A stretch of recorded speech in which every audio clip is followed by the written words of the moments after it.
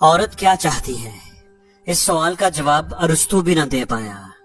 علامہ اقبال نے اس بارے میں فرمایا ہے کہ 1000 بار حکیموں نے اس کو سلجھایا، پھر بھی یہ مسئلہ زن رہا وہی کا وہی۔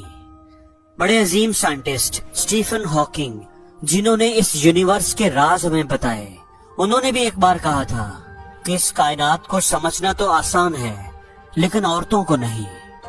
پرانے زمانے کی بات ہے کہ ایسے ہی ایک راجہ بھی اس سوال کے جواب کی تلاش میں تھا کہ عورت آخر چاہتی کیا ہے، وہ خوش کیسے ہوتی ہے، کیسے ہم اسے سمجھ سکتے ہیں، اس کی مرضی جان سکتے ہیں۔ اس کی یہ عادت تھی کہ جس شخص کو بھی پھانسی دی جانے لگتی وہ اس سے یہی سوال کرتا تھا کہ عورت کیا چاہتی ہے، اور یہ کہتا تھا کہ اگر تم اس سوال کا صحیح جواب دے پاؤ گے تو میں تمہاری جان بخش دوں گا۔ لیکن کوئی بھی کبھی بھی اپنے جواب سے بادشاہ کو مطمئن نہیں کر پایا تھا۔ ایسے ہی ایک بار ایک بندے کو پھانسی ہونے لگی تو بادشاہ نے حسب معمول اس سے وہی سوال کیا اور کہا کہ اگر تم اس سوال کا صحیح جواب دے دو گے تو میں تمہاری جان بخش دوں گا۔ اور سوال یہ ہے کہ عورت کیا چاہتی ہے۔ وہ آدمی سوچ میں پڑ گیا۔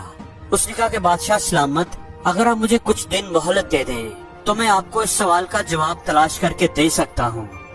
بادشاہ کے دل میں پتہ نہیں کیا آیا، اس نے اس آدمی کو 1 سال کی مہلت دے دی کہ جاؤ اور جواب تلاش کر کے آؤ، اگر نہ کر سکے تو تمہاری گردن اڑا دی جائے گی۔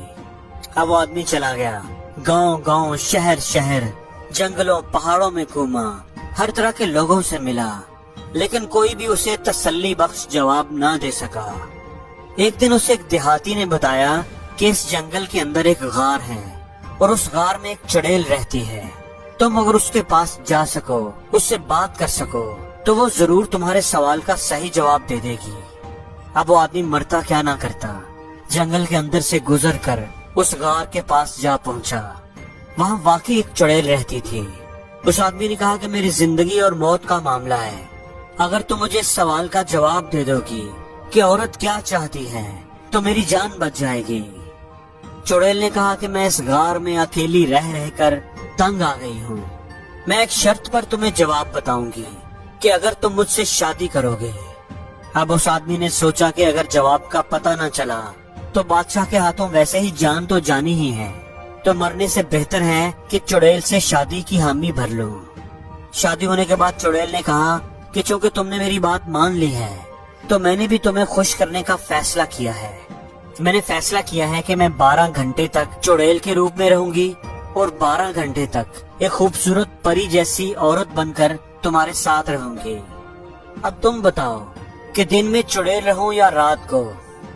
اب اس بیچارے نے سوچا کہ اگر یہ دن میں چڑیل رہی تو دن نہیں گزرے گا، اور اگر رات میں چڑیل کے روپ میں رہی تو رات ڈر ڈر کر گزرے گی۔ تو اس نے دل ہی دل میں بے چارگی سے لیکن ہونٹوں پر مسکراہٹ لا کر کہا کہ جب تمہارا دل کرے تو پری بن جانا، اور جب تمہارا دل کرے چڑیل بن جانا۔ یہ بات سن کر چڑیل بہت خوش ہوئی۔ اس نے خوش ہو کر کہا کہ چونکہ تم نے مجھے اپنی مرضی کرنے کی چھوٹ دے دی ہے تو میں نے فیصلہ کیا ہے کہ میں اب ہمیشہ ہی پری بن کر رہا کروں گی۔ اور وہ چڑیل ایک خوبصورت پری جیسی عورت کے روپ میں آ گئی۔ اور پھر چڑیل نے کہا کہ راجہ کی طرف سے کیے گئے سوال کا جواب بھی یہی ہے، عورت ہمیشہ اپنی مرضی ہی کرنا چاہتی ہے۔ اگر عورت کو اپنی مرضی کرنے دو گے تو وہ پری بن کر رہے گی، اور اگر نہیں کرنے دو گے تو وہ ایک چڑیل بن کر رہے گی۔ اس لیے اب آپ اپنی باقی کی زندگی کا فیصلہ خود کر لیں کہ آپ نے اپنی زندگی کس طرح اور کس کے ساتھ گزارنی ہے، پری کے ساتھ یا چڑیل کے ساتھ۔ اللہ کے نبی پاک صلی اللہ علیہ وآلہ وسلم نے بھی فرمایا ہے کہ عورت کو ٹیڑھی پسلی سے پیدا کیا گیا ہے، اس کو سیدھا کرنے کی کوشش کرو گے تو یہ ٹوٹ جائے گی، اس لیے اس کے ساتھ میانہ روی رکھنا اور پیار محبت سے اس کو سمجھانے کی، چلانے کی کوشش کرنا۔